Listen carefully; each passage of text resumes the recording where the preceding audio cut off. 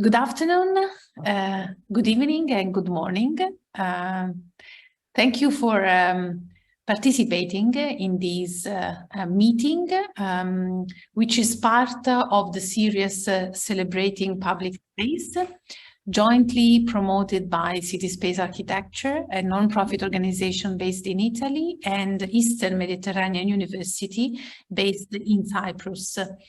My name is Luisa and I am the founder and president of City Space Architecture. So why we started this cooperation? Basically because we want to develop joint academic activities on architecture and urbanism with a specific focus on public space. City Space Architecture is a civil society organization, but we have a lot of members who are teaching at universities. We are a global community, and so we develop several research activities specifically focusing on public space, like, for example, the Journal of Public Space that we develop in cooperation with UN Habitat. In this activity, in this series on celebrating public space, we aim to engage students, young and established researchers and scholars from different disciplines, not purely from architecture and urban design. We would like to apply a cross-disciplinary perspective because public space belongs to everyone. So it's nice today to celebrate public space on the occasion of World Habitat Day. You know that in October, UN Habitat celebrates Urban October with these two main events. One is today, World Habitat Day, and the other one is on the 31st of October, which is World Cities Days. And actually, we will have another meeting on that day to talk about public space. Then the series will continue also in November on the occasion of World Children's Day. We have an event on Facebook where we publish updates regarding current meetings and upcoming meetings. And you can send an email to me or to Sebnem Hoskara from Eastern Mediterranean University, since we are coordinating this event. I'm happy to have together with me moderating this meeting today, Muge Risa, sorry, my pronunciation is very perfect, from Eastern Mediterranean University. So if you want to also say something about, you know, the cooperation and what we would like to discuss today. My name is Luisa. I'm from the Eastern Mediterranean University. And of course, these kind of, let's say, webinars and series are especially not just important for us as academicians, but we have a lot of students who really like to join and understand what is going on in the world. I mean, especially something like the World Habitat Day, not everyone is aware of it. This is what I learned about today. Most of my students said, oh, today is World Architecture Day. So okay, today is also World Habitat Day. So we have to look not just from the architectural point of view, but we have to look at it from the environmental point of view. So that's why I'm very happy that we have this session today and that we have Dorothea from Glasgow University and Teresa from the Urban Gorillas and from Cyprus to contribute with us to this important day. Yes, I mean, if you like, Luisa, we can start presentations and the discussions. It is, as Luisa was saying at the beginning, it will be open discussion. I mean, you can open your videos, your cameras, and ask questions and contribute to general after, of course, our presentations. Thank you, Muge. Yes, I'm happy to have today Dorotea from Italy and Teresa from Cyprus. Dorotea is also a member of City Space Architecture, together with Cecilia De Marinis, who unfortunately cannot attend today, but Dorotea will present on behalf of Cecilia as well. Dorotea is an architect, a scholar. She has worked in the US and collaborated also with other universities at the international level. She is currently based at the University of Bologna. And with Cecilia, she has established this Rizoma Design Research Lab. And today she will present a very interesting project that they both implemented during the COVID-19 pandemic in regard of public space. And this is very important because I was reading statements from Antonio Guterres from UN, the UN Secretary General regarding the theme of the World Habitat Day 2022, which is Mind the Gap, leave no one and no place behind. And he was actually pointing to inequalities and challenges that we are all facing, especially after the COVID-19 pandemic, and how those inequalities are hitting the most vulnerable communities. It's nice that Dorotea is here today because Dorotea and Cecilia have developed this project to collect reflections, feelings, and impressions from people all over the world during the pandemic. And so, Dorotea, the floor is yours. I don't want to anticipate more about your work. Thank you very much, Luisa. Thank you very much, Muge. And thank you very much for having us here, even though it's just me. I bring the greetings of Cecilia as well. She unfortunately was busy with a previous endeavor, and so she couldn't be here. So I will briefly share my screen to wait just one sec. We checked, so it works, so it shouldn't be a problem, but it's always a bit of a challenge to start the technological aspect of a presentation.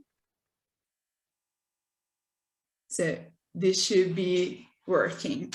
Yes. So today I will present, as Luisa introduced, a project called Back to the Future of Public Space, Postcards from 2020, which was developed by the Rizoma Design and Research Lab, which was funded by Cecilia De Marini and myself.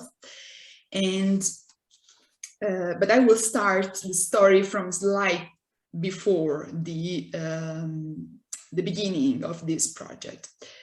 So as presented, my name is Dorotea Ottaviani, and with Cecilia De Marinis, we are the co-founders of Rizoma Design and Research Lab, which is a space for research and design in the built environment, based both in Rome and Barcelona.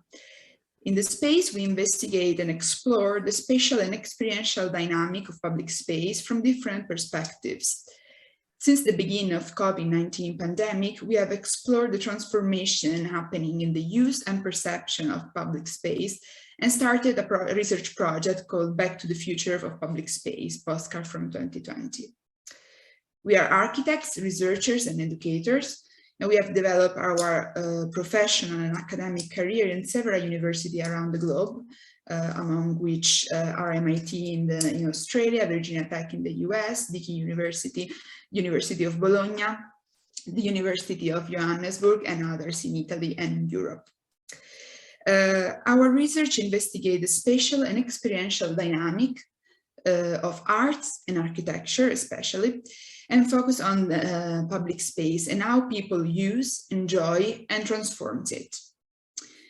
In this project, as I say, started at the beginning of the pandemic, we reflected on how the pandemic has changed the everyday praxis of inhabiting public space, compromising a free and equal access to it.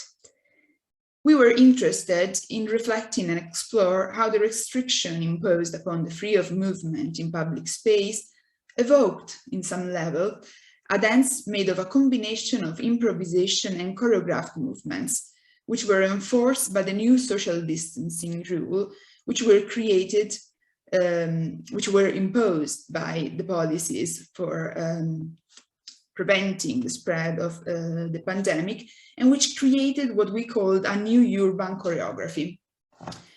We investigated how bodies perform differently in this new dimension and how they communicate with each other fear, care, and compliance with the norm and the authority as a reaction to the new circumstances. This first reflection, which were before the beginning of the Back to the Future of Public Space project, were collected in an essay called New Urban Choreography, Cohabiting Public Space in the Time of a Pandemic, which was published in 2021 in a book called Urban Corporis X.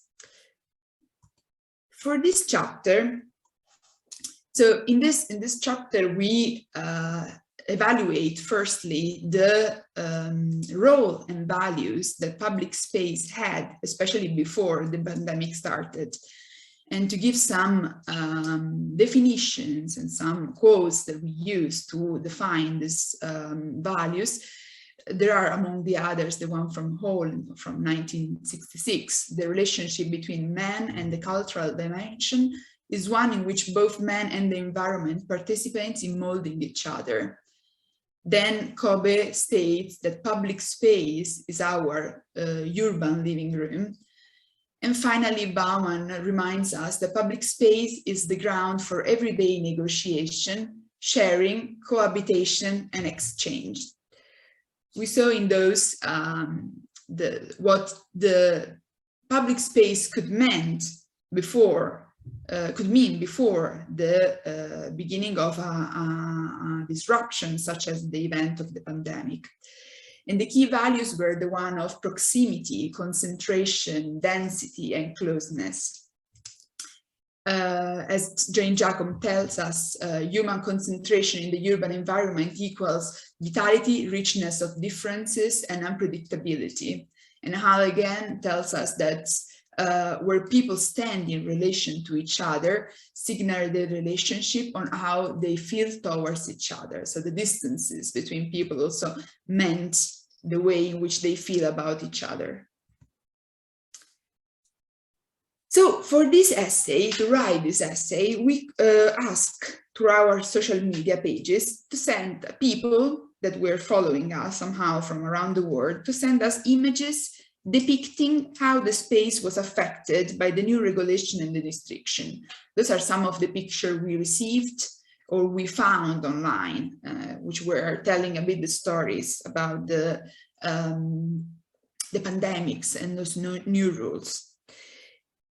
The images we received were telling so many stories and different perspectives of this unprecedented time that we realized that we needed to explore this hint further.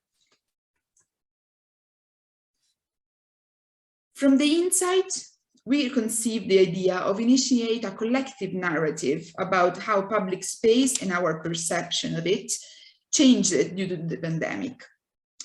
Therefore, we launched a call for postcards called Back to the Future of Public Space, postcard from 2020. The title, and here there are some images that we found about transforming and adapting the public space as we knew it towards a new understanding and a new normality that the pandemic has given us. Here again, some others from some parklets also that Luisa knows very well from Melbourne and other places around the world. And other transformation of public space here is the super blocks, the superillas in Barcelona. So we launched, as we say, we launched this call for postcard. The title aim to suggest the reflection on how, in times of crisis, the solution might not only the one to hope and try to go back to what was known before, even though we missed this so much, but rather taking the crisis as an opportunity to explore different possibilities and imagining alternative futures. The call invited everyone to reflect upon the paradigm shift happening in our cities, observing and documenting the changing everyday praxis of inhabiting public space, as well as envisioning its future.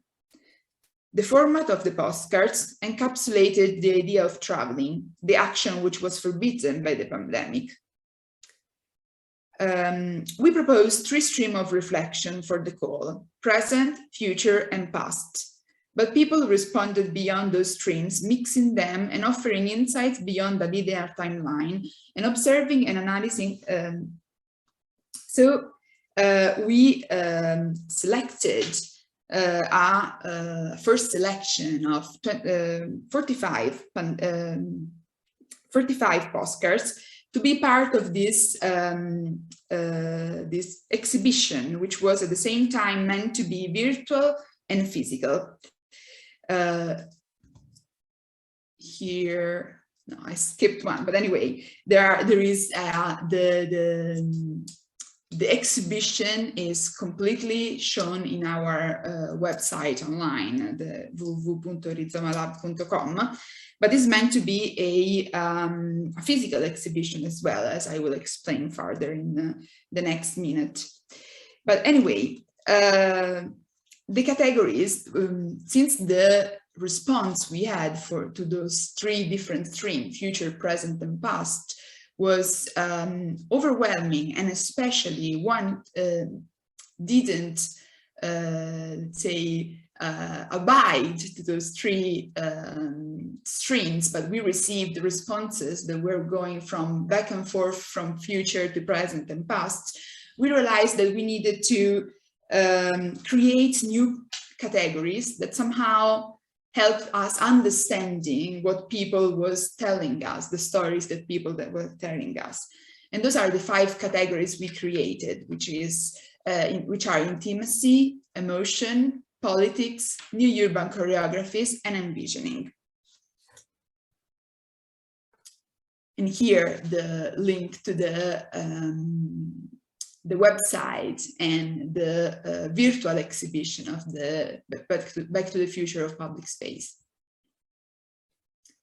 This is a screenshot from the website and the virtual exhibition with the postcards displayed with the back and forth together. So each postcard was asked to be an image, which would be the front of the postcard, and a back with a short text, which will give additional information or will support somehow the theses or the inputs that the participant wanted to share with us through their postcards.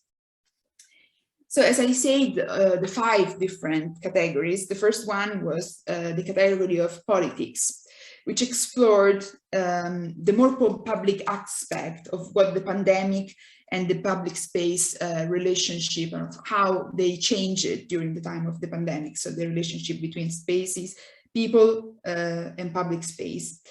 So many have addressed how restrictions have limited the freedom of expression of the multitude of voices usually inhabiting public space. While, for instance, the postcards from Ioana Dumitrescu, the one on the right here on your screens, reveals and tells us how working class have not been exonerated from their toil, even in the most excruciating time of the pandemic, leaving them again as the most vulnerable segment of the population in a moment in which they should have been protected. Then we had the category of intimacy, which explored, in contraposition to the one of the politics, the idea of personal space and the intimate connection with others, and how this has been challenged by the pandemics.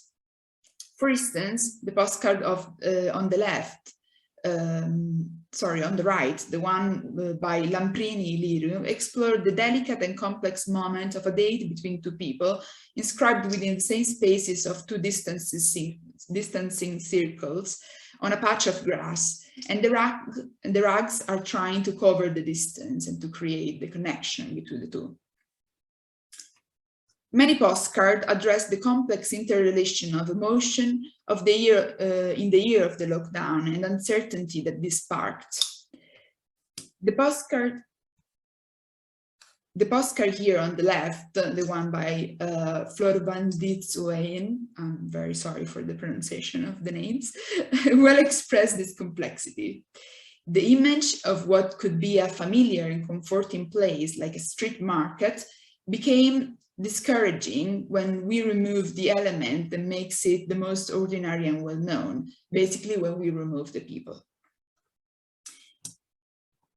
The new urban choreography category depicts the different ways in which public space and public life have been transformed by an enforced choreography of bodies and new movements. The postcard by Donna Tansil to the left tells the story of how space and its dimension have suddenly transformed into an issue of which we are not completely fully aware.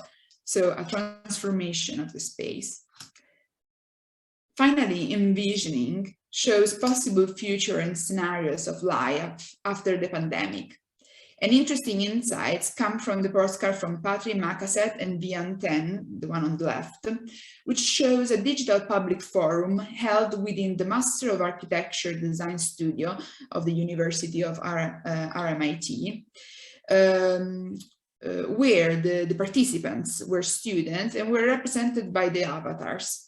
The event depicted in the postcard speculates on the virtual transition of future of public space into the potential platform for immersive, accessible, and didactic forums.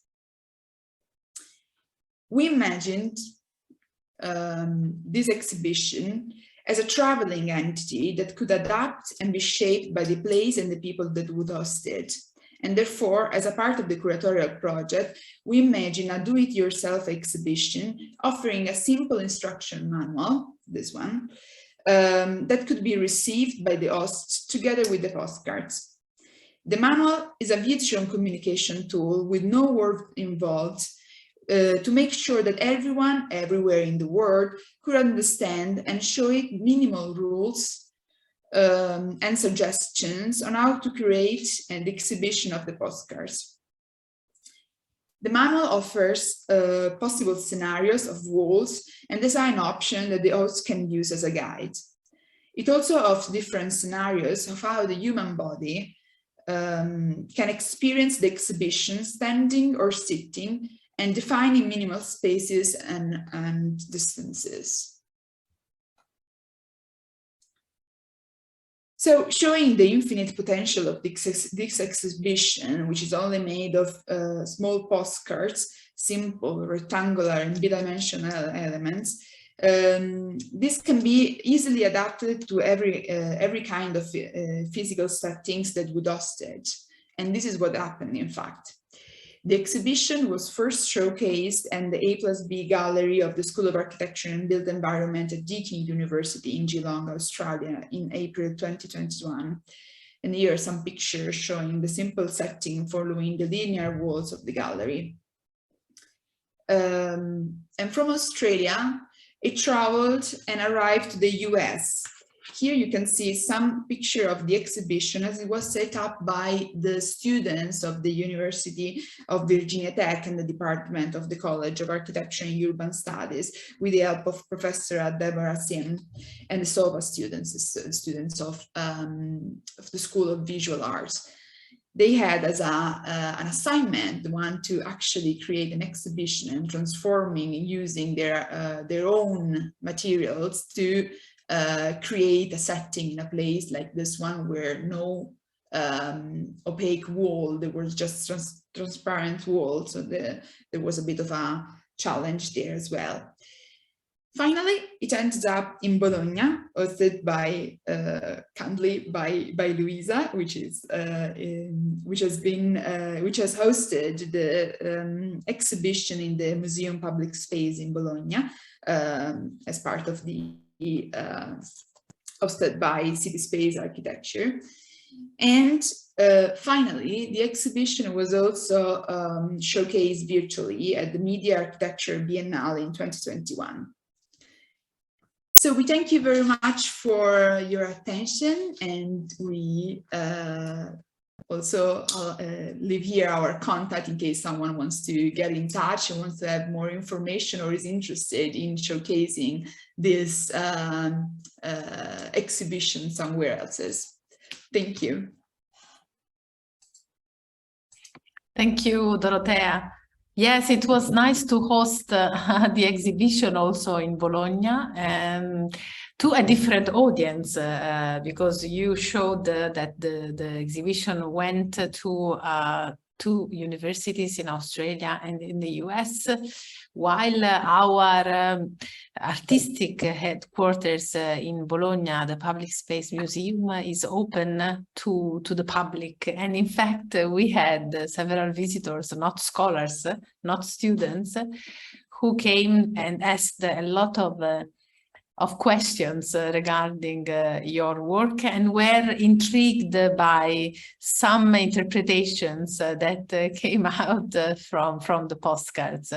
So it was a nice way to present and discuss the effects on the pandemic on, everyday life of common people. So reflection related to daily activities or rearranging of daily activities or concepts and ideas that came out as a reaction to the pandemic. So maybe now we need to have another exhibition after the pandemic. We can try. I mean, we're always open, trying to see what happened after those 2 years, because now we are in if we have learned. Yes, if we have learned something from the pandemic in regard of how to safely use public space, because now the challenge is about feeling healthy in public space. Definitely. Well, it's another level of complexity. But we will leave these later for discussions also with the audience. So, you want to introduce Teresa? You have to unmute yourself. Our next speaker, thank you very much, Dorothea, first of all. And I like the name Rizoma. What Rizoma is your architect? What does it mean? I found it very interesting. Rizoma, the first time that I hear that. So Rizoma is the name of our practice, and Rizoma is it's a kind of route that goes up and down and then connects and sometimes sprout out of the herd, but it's interconnected underneath. And this is the way in which my colleague and I work together. So we have a lot of let's say unearthed knowledge that we share. So sometimes we don't need to talk to each other, we know what the other means. And we also believe that our knowledge, collective knowledge, is connected underneath what we see. So this is the meaning of the name. Making it visible underneath. Exactly. Pick it up and down. Very, very, very creative name. So now I want to present our next speaker, which is also very creative and innovative architect, Teresa Turvas. She's an architect, she's a researcher, she's an academician, and also she's a member of the Urban Gorillas, which is an organization that somehow trying to transform the public spaces back to the people's need. But always in an innovative and very, let's say, space, occupying the spaces somehow, the public spaces to the needs of the people. So I think you are, from my point of view, have really interesting things which are going beyond the borders of Cyprus, which I found is very important. So yes, the floor is yours, Teresa. You can start. Hello. Okay, again, let's see.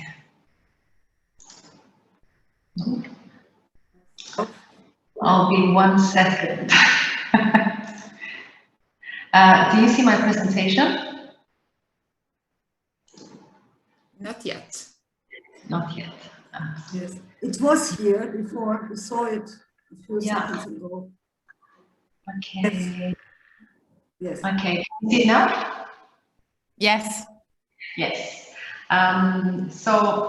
Thank you for this invitation and for the previous wonderful events that I've attended.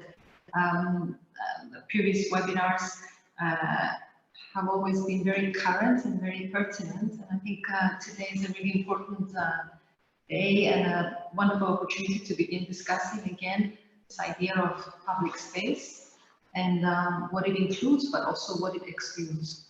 I will talk about topics of inclusion and community engagement through the works of Urban Gorillas. We're a Cyprus-based organization, an NGO. We were established in 2013. We're a multidisciplinary team composed of architects, planners, artists, and economic and academics. We're particularly interested in concepts of community building, public space activation, innovative ways for social engagement and participation. And through the work presented, we would like to address topics of inclusion, intercultural and intergenerational connections, and eventually how these ideas can indeed create a new definition of place and community. Our interventions are usually temporary and ephemeral in nature. They are open-ended and adaptable. They are often based on the element of surprise, humor, creatively engaging audiences and artists, and redefining our lived environment momentarily through socially engaged processes. As part of today's presentation, I would like to present to you a community festival, which we have been actively involved in during the last 9 years. Pamika Emakli. It's a series of festivals which were launched initially in 2013, and we have since been adopting artistic practices to foster engagement between neighbors, local and invited international artists, and the general public. Kaimakli is a residential area located in the northeastern section of the municipality of Nicosia, bordering the Green Line, which divides the city in two. The neighborhood's somewhat edge condition has protected it from rapid development taking place in the 1980s, but it also increased its isolation over time.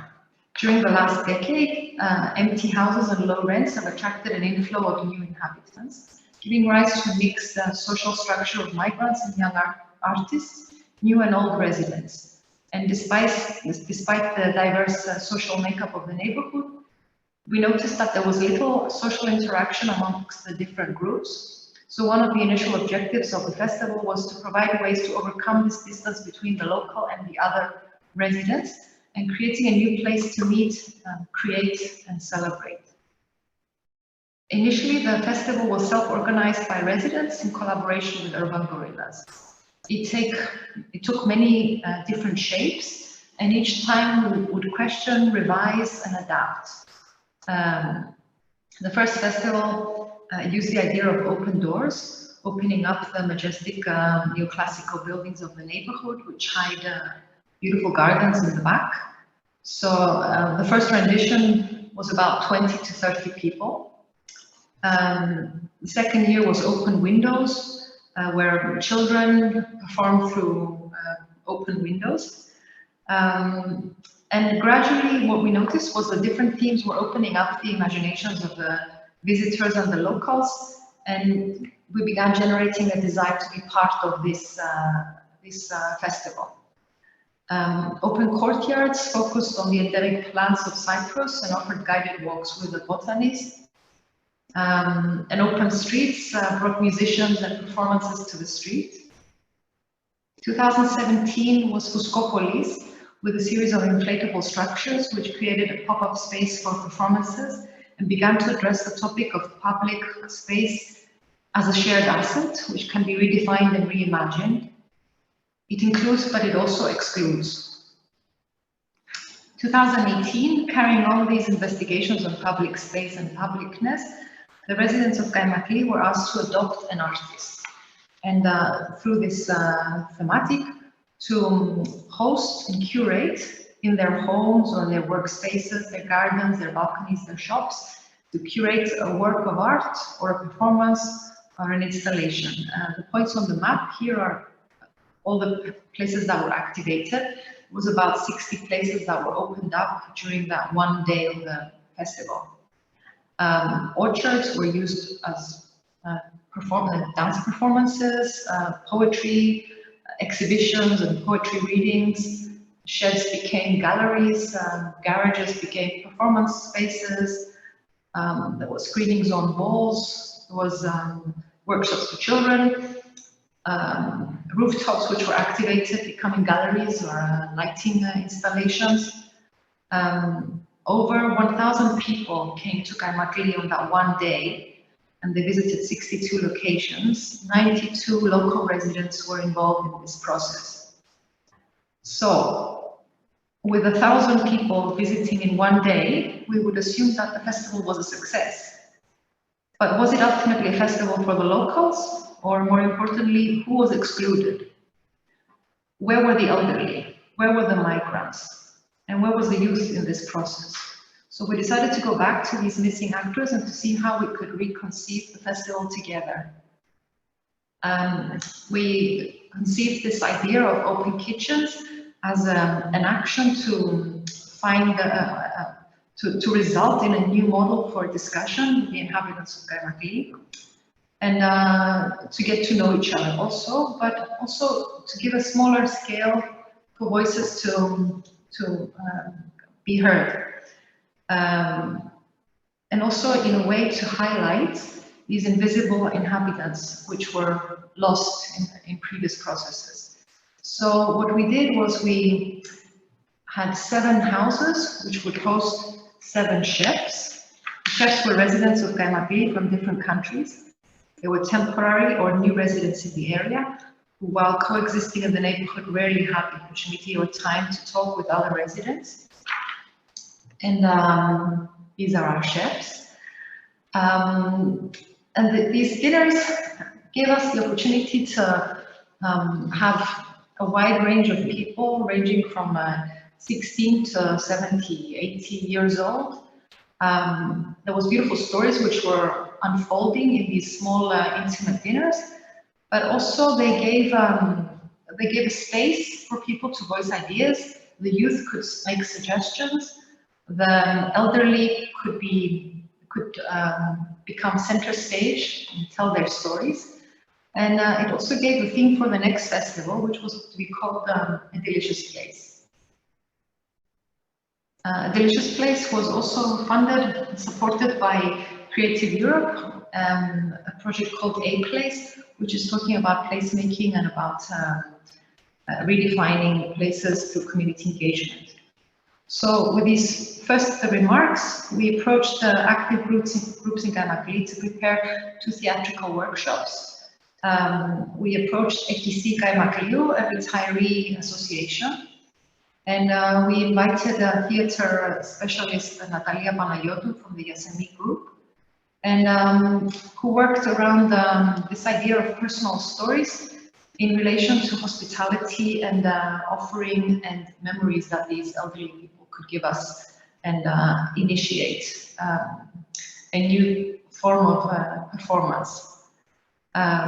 Rehearsals took place in various places in Kaimakli. Our eldest actor was 95, the youngest 67. The workshops lasted 2 months. It was amidst a pandemic and constantly changing health protocols. On many occasions, we doubted whether this could go ahead. Yet there was an extremely positive mood and interest from our octogenarian participants and the residents of Gaimakli, who were viewing this mobilization within their neighborhood with quite a positive view. At the same time, we worked with We Circle Collective and 18 migrants who are living in Gaimakli, and we prepared another parallel series of workshops and eventually a performance for the festival, which would be based on personal stories, recipes, sounds. It included dance, storytelling, animations, cooking, baking bread. A physical intervention was needed to begin localizing this change or this new festival, and also which would be part of within a COVID limitation. So we had to begin addressing other issues of physical distancing, we designed this mental structure that you can see, physical intervention in the public square, which would be used as a framework of the festival. It would become a meeting point, a stage, an audience seating, a set, but more importantly, a point of cohesion for the neighborhood. We delivered 200 clay pots to the neighbors with an invitation to plant aromatic and other plants. And we invited them to a collective planting day, which would be the inauguration of the garden. More than 140 people attended, different ages. It was a fantastic day. And the garden was activated on a daily basis by the rehearsals of our performance. The festival lasted 2 weeks. It was around this new garden, which was in the photograph that we see right now. It was used as a stage, was used as seating. There were screenings. There were 3 films which were screened, focused on food. There was book readings. There was performances, was a daily ritual where the residents were taking care of this garden. And I should note here that this watering and nurturing the garden continued on well after the festival, where the neighbors took on ownership of the garden.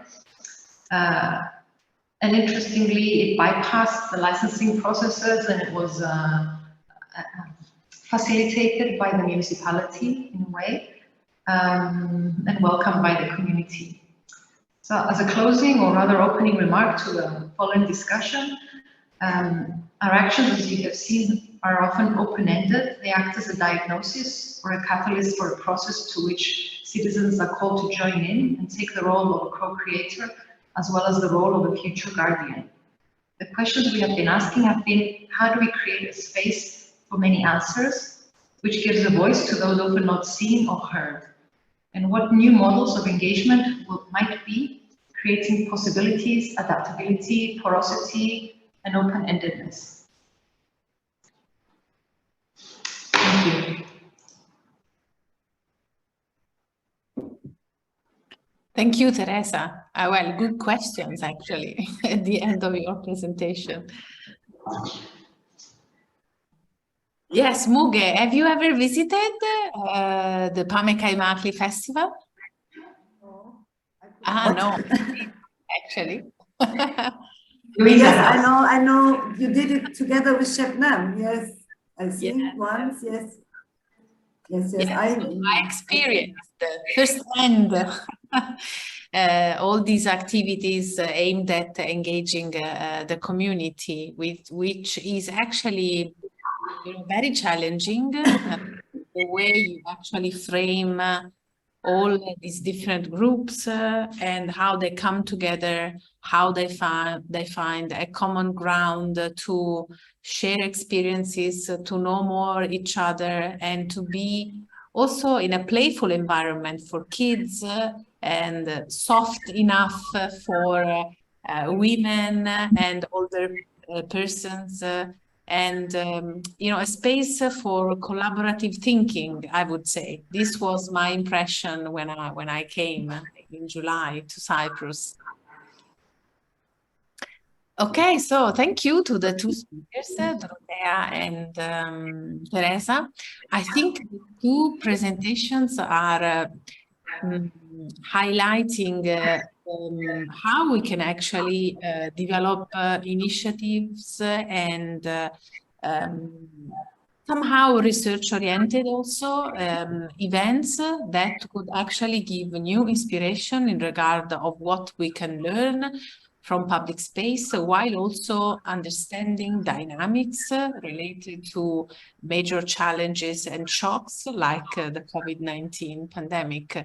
So since today we are celebrating the public space, I would like to ask our speakers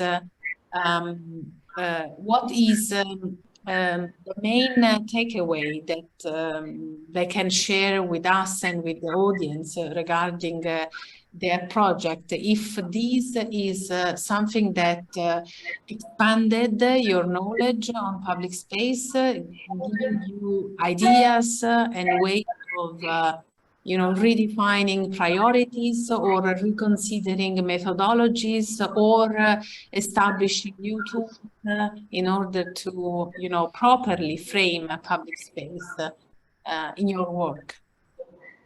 I know it's difficult question because this is an ongoing thinking, for all of us when we talk about public space. So I think this meeting can be like a brainstorming on what we could do better, in terms of public space.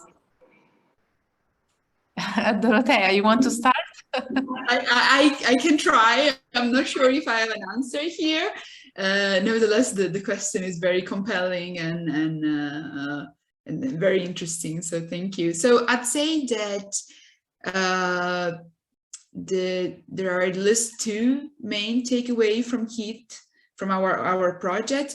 So maybe even more, but let's try.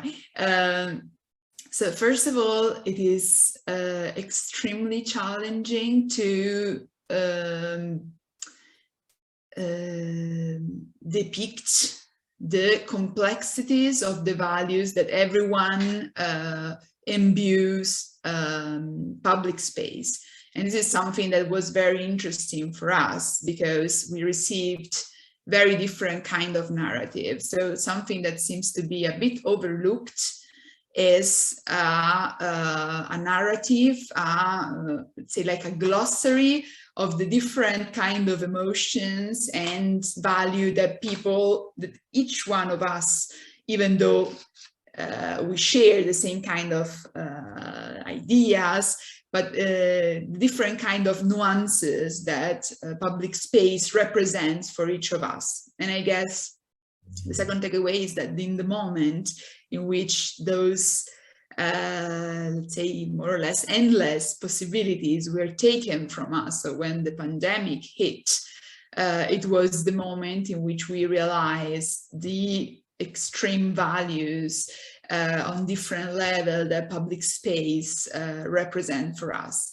And so the final takeaway would be, and this connects back to what Luisa told me before, is that what did we learn? Did we learn something? Is this going to be a lesson that will help us in the bad, in the good and in the bad moments? I mean, will it help us in when and now, as it is now, when the situation is back to normality? I'm not sure if this is happening. Will this help us when and if, let's hope not, but I mean, we know that the situation, unfortunately, is not that it's just finished with this pandemic. I mean, we have evidence from the science that unfortunately we have to expect something maybe not of this level, but somehow to reframe the way in which we think about health in the public place. And therefore it's hard to answer, but definitely I think this is the moment to think about if and what we learn and how we can apply it for to keep it constant, this growing of knowledge around public space. Thank you, Dorothea. Teresa, you want to add some comments? I think similarly to Dorothea, where suddenly we're missing the public, so the equation of this public space had changed, and the postcards are framing this change through different perspectives. I think I find it very interesting on two aspects. One aspect is this kind of multiple viewpoints, so it opened up to this multiplicity of readings, and also I find it quite exciting to be able to take out one of the agents and see the results. So in this case, we looked at public space without the density, without the activity, and almost like a scientific experiment. So this was a one-off, what we've had, this experience, but we could see the effects, we could see what distance means, we could see what density, what reactivity, because it was really quite impressive how quickly people reacted to this new norm. So even as a form of observation of who we are and how we can begin to experiment and affect these public settings in public space, I find it very, very interesting and very pertinent. For us with the festivals, I think we're not cheating, but we have this wonderful opportunity of repeating and reiterating and coming back every time and saying, okay, so what happened? How do we improve it? So in a way, we're answering Luisa's question just by the sheer model of what's happening. It's an annual event, which we can go back and say, okay, who was missing? Who was there? Who was active? What did we achieve? Did we enjoy it? Did people have fun? Did people change their environment? Did the environment change permanently? Did they generate new narratives in the space? So I think that creating opportunities is also like a scientific experiment almost, to go back and see what we can influence. It's quite exciting. Yeah, thank you, Teresa. I see that Dorothea wants to add something. I actually wanted, first of all, to thank Teresa, because it was very, very interesting, the project you showed, and I didn't say that before, but I was very enlightened. And since I happen to work with participatory processes also in public space, but especially right now for sustainable planning, I wanted to ask you actually a couple of questions about how about this iteration. You were talking about this process of assessment that you do every year. Do you do that in participation with the people, or are you assessing it from the level of the organizer? How does this work? I'm curious about it. Actually, both ways. And this year, Luisa was present in this final discussion. So I think it was quite a unique moment where, after 2 weeks of complete chaos, of like just running, trying to complete things and just hope that everything works out fine. And yes, there'll be disasters, but you just somehow flow over the changes. I think being able to have this moment of discussion and of acknowledgement of all these people who participated, people who might want to participate, who didn't have the opportunity. And I think for us, this is where this break in the model was happening every time. So a roundtable discussion in the local cafeteria or in a garden 2 weeks or 2 months after the festival was the opportunity for us to look back and say, oh, wow, we didn't think of that. I mean, one of the problems that we're facing is the fact that the festival is one festival per year. So one of the comments is, what about frequency? It's like, so we started with a model of 1 day. 1 day became many days. Then it became fewer days, and it became 2 crazy days, it became 2 weeks. And every time we're discovering problems or opportunities. Like, for example, 2 weeks was a problem in the end, because we as the organizers we were exhausted in the end. But I think mainly the audience was also exhausted and the neighbors were exhausted. So this was a discovery, you know, we have to actually sit down and say this. And I think welcoming the locals in the conversation also makes it their festival, and it became a lot more valuable along the way when they became more engaged and more gaining some authorship of what's happening. So we're often taking on the role of a curator or a mediator rather than the festival organizer. That's interesting. Thank you very much. I think it's an amazing experience, the one you're doing. I would love to see you next time. I hope so. I mean, as I said, I'm going to Cyprus for the first time actually now in a couple of weeks, but I mean, I'm open to come back. Actually, we have an activity in Famagusta in a couple of weeks. One of the activities that we had was we had some Japanese artists who came and created kites. So there's a bicomunal aspect to it, where there was kites made on both sides of the Green Line. Okay. And this time in Famagusta, maybe it's the days that you will be there, we will try to fly these kites. Oh, So, well, let me know. I'm going to share my email with you, and here in the chat. Maybe I can send you privately my email. I'd love to receive some information. I'm going to be in Limassol, but maybe I can manage, and I have no idea about the distances, so I need to. Yeah, no, we'll find a way. Okay, that's fantastic. Okay, I'm writing my email here. Well, great. We are creating connections. That's Through this meeting. No, it's also nice to see very different experiences, you know, coming together, starting with different approaches and then developing and finding these common outcomes and experimenting also same challenges in terms of, you know, redefining ways of, you know, understanding the complexity of public space, which is a very dynamic concept. So it is needs constantly to be updated and redefined. So before we open the discussion with the audience, Moge, would you like to add something, or maybe I don't know, maybe I just saw that there is one comment very long from question. Ahmed Shelbaya. Maybe I could shortly read it to us. So I don't know. Yes, Ahmed Shelbaya, he's still here. So thank you for your comment.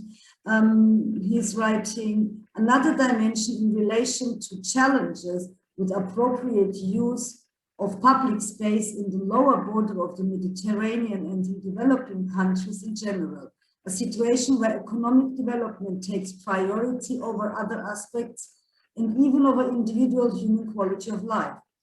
In these settings, fast, wide highway roads are being built, taking from public space and even sidewalks, dividing neighborhoods, creating increased obstacles to walk, socialize, exercise and trade.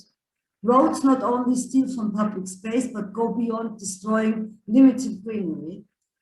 And he's continuing, on the other hand, it is admirable that public space is being looked at from an intimacy perspective, from an emotional perspective, from a political perspective. But I haven't heard from a public health perspective, absence of public space and impact on obesity, hypertension, diabetes, chronic disease, also socioeconomic equity.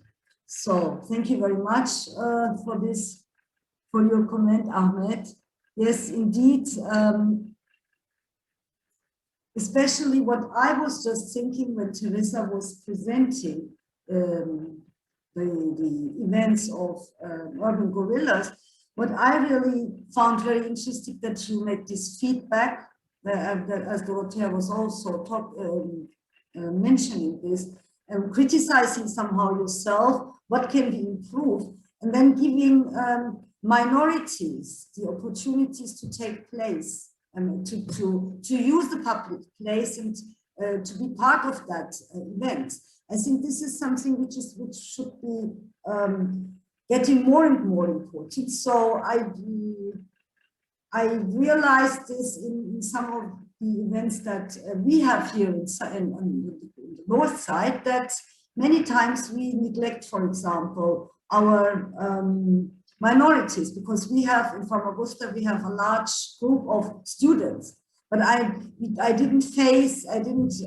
was much in that occasions where suddenly we invited them to cook, for example, or to participate and be part of that space. And I think this is a good, it's a good approach for having equal use of the public space. So thank you very much, Teresa, for this very delightful. I liked your presentation very much. Thank you.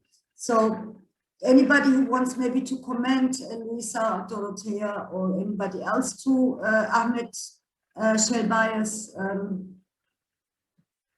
it's a very, very easy and pragmatic kind of reply. The categories we highlighted were coming directly from the kind of narratives people share with us.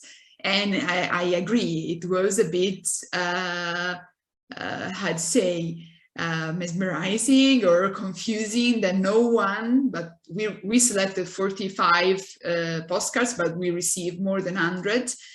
No one actually talked about health.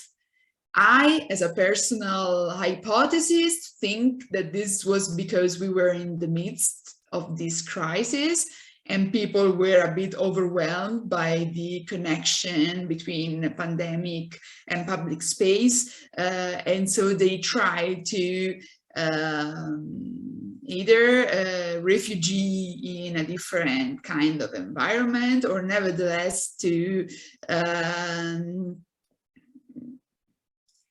avoid altogether. There is also sometimes moments of difficulties in accepting the situation, and therefore we did not receive any postcard with this kind of specific theme, the one of health and public space. Nevertheless, right now I'm working on a project of the relationship of well-being and health with public illumination in public space, public lighting in public space. So hopefully next year I'm going to tell you more about this, but I'm the very, very, very early beginning of it.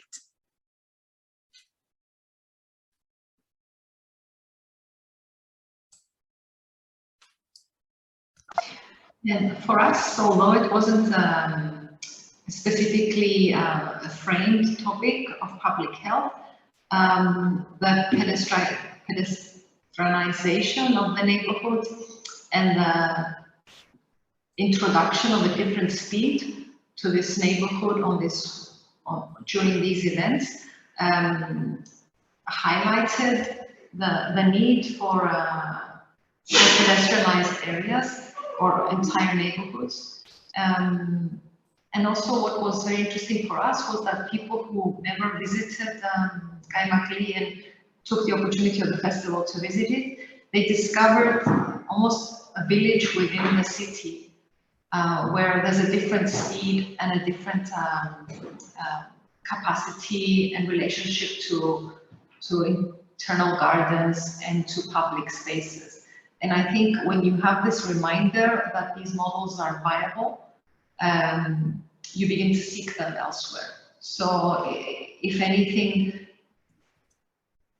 creating a reminder or emphasizing what could be a healthier lifestyle, what could be a healthier environment for us is the beginning to change, because you have to look for it. You have to see that it's viable, you have to see its benefits, and then you begin to claim it more on a policy level, on a planning level. And, yeah. Yes, I agree with you, Teresa. It's about understanding the benefits of public space strategies. And in my experience, public space is very difficult. And not just in terms of designing public space actions or public space implementation, but also in terms of mindset and policies, decision-making. So that's why also, as I'm reading from Ahmed, it's very complicated when new developments are planned, how to incorporate quality of life through public space, if there is a completely different mindset of what a city should be. And that's the challenge for those who are working in public space, to influence those who are in charge of leading with new ideas, new perspectives, new ways of redefining completely priorities, and giving priority to quality of life, giving priority to mental health and well-being by prioritizing public space in design activity, planning and design activities. Because public space should be part of early planning of cities, not just, in the last part, of implementation. You have to really think public space when you have to retrofit a suburb or design a new development. You really need to consider that public space can give you many advantages.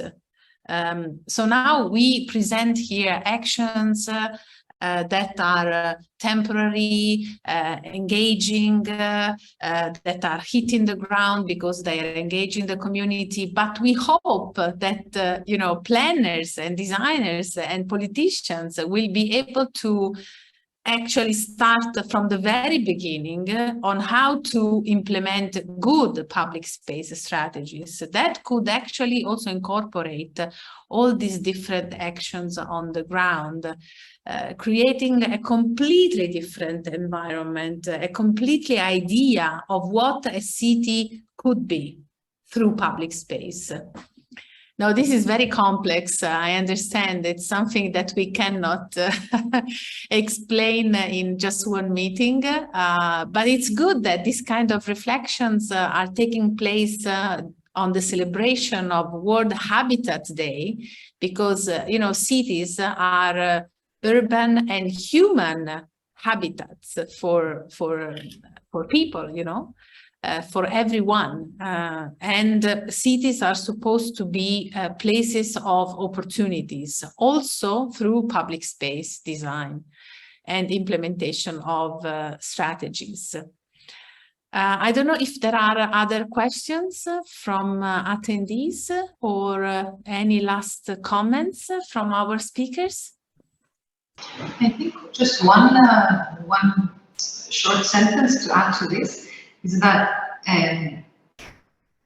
what's coming down to is not only the planners or only the municipalities which should be concerned about public space, but in a way we need to begin to want it as citizens, and we need to be able to understand that we do have a power. Whether it's a small guerrilla action of taking over a street temporarily and making it into a pedestrianized area, or whether it is an example of visiting Barcelona and seeing the changes of the pedestrianization of the superblocks. I think the public is inspired. They are aware of what's happening, of changes, and especially with a place like Cyprus, where public space has been in constant threat, and we do not come from a history of public space. It also means a social change. It does mean an opportunity to be the guardian of this public space. It means to be aware when the cafe chairs are overtaking the public space. It means being aware when a public space is rented out for a wedding event or things that I see on average every week. I think when you start being so used to it and not be aware that this is public, this belongs to us. If we stop talking about this, I think it's very easy that this right could be eliminated. So for me, this is it's not just a physical change; it's also a social change. It's also an attitude cultivation.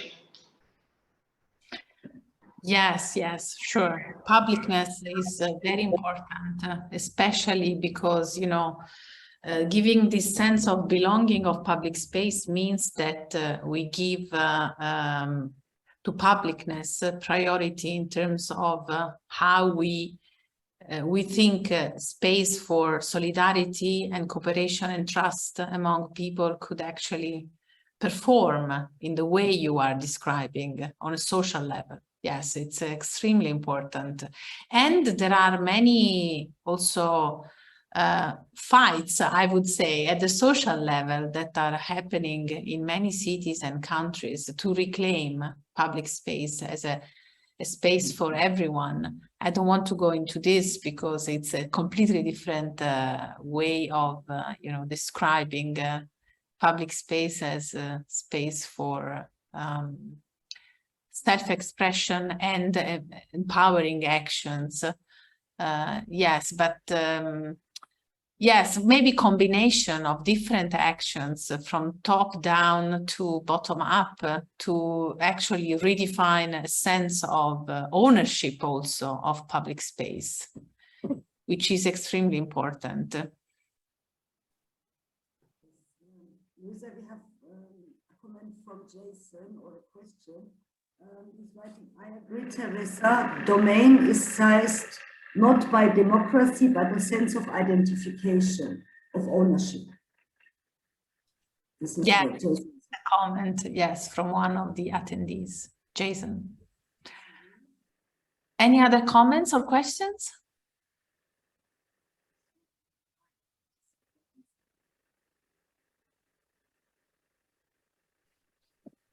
Okay, if there are no other questions, I think we can close this meeting. Thank you to the speakers, Dorothea and Teresa. Thank you to the attendees. Thank you, Muge, for moderating with me this webinar. Thank you, Dorothea and Teresa, and also, of course, thank you to all attendees for this event. Thank you very much for having us here. It was very nice and useful as usual. Yeah, it was wonderful. Thank you again. And don't forget the next meeting happening on the 31st of October on the occasion of World Cities Day. We will announce soon the speakers and provide information regarding attendance. Thank you again and happy celebration. To you. Happy celebration. Happy public day. Public space day. Public space day, yes. Thank you.